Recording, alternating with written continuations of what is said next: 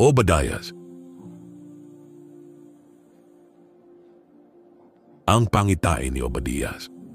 Ganito ang sabi ng Panginoong Diyos tungkol sa Edom, kami ay nakarinig ng mga balita na mula sa Panginoon at isang sugo ay sinugo sa mga bansa na nagsasabi, magsibangon kayo at tayo'y mangagtindig laban sa kaniya sa pakikipagbaka.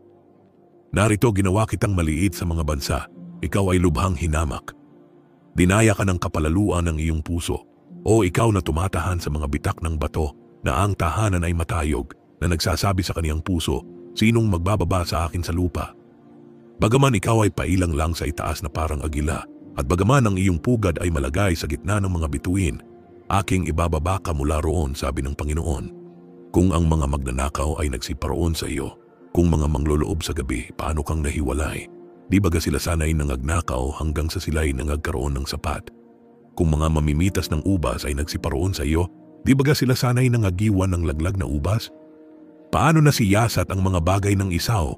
Paano nasumpungan ang kaniyang mga kayamanang natago?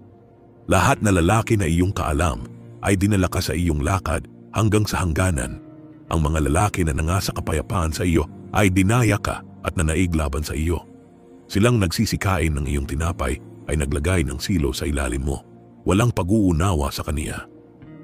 Di ko baga lilipulin sa araw na yaon, sabi ng Panginoon, ang mga pantas na tao sa Edom at papawiin ang unawa sa bundok ng Isaw?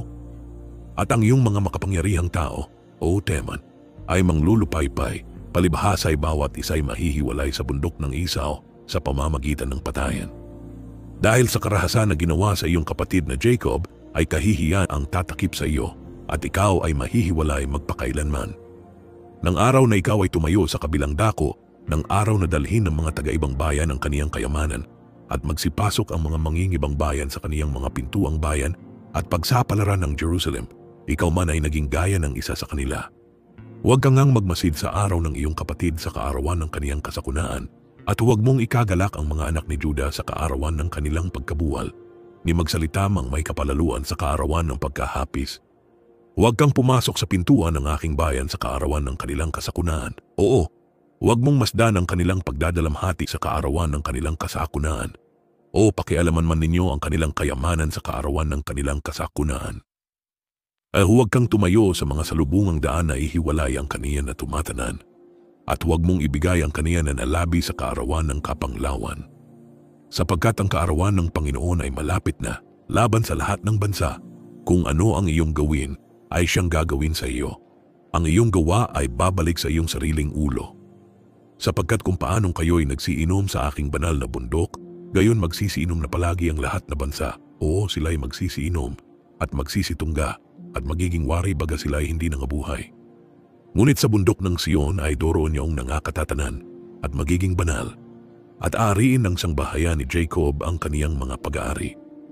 At ang sangbahayan ni Jacob ay magiging isang apoy, at ang sangbahayan ni Jose ay isang liyab, at ang sangbahayan ni Esau ay dayami, at sila'y kanilang susunugin, at sila'y susupukin, at walang malalabi sa sangbahayan ni Esau, sapagkat sinalita ng Panginoon. At silang sa timugan ay mga gaari ng bundok ng Esau, at silang sa mababang lupa ay ng mga Filisteo, at kanilang aariin ang parang ng Ephraim, at ang parang ng Samaria, at aariin ng Benjamin ang Galaad. At ang mga bihag sa hukbong ito ng mga anak ni Israel na nasa mga taga-Canaan ay mag-aaring hanggang sa Sarephat, at ang mga bihag sa Jerusalem na nasa Sepharad ay mag-aari ng mga bayan ng timugan.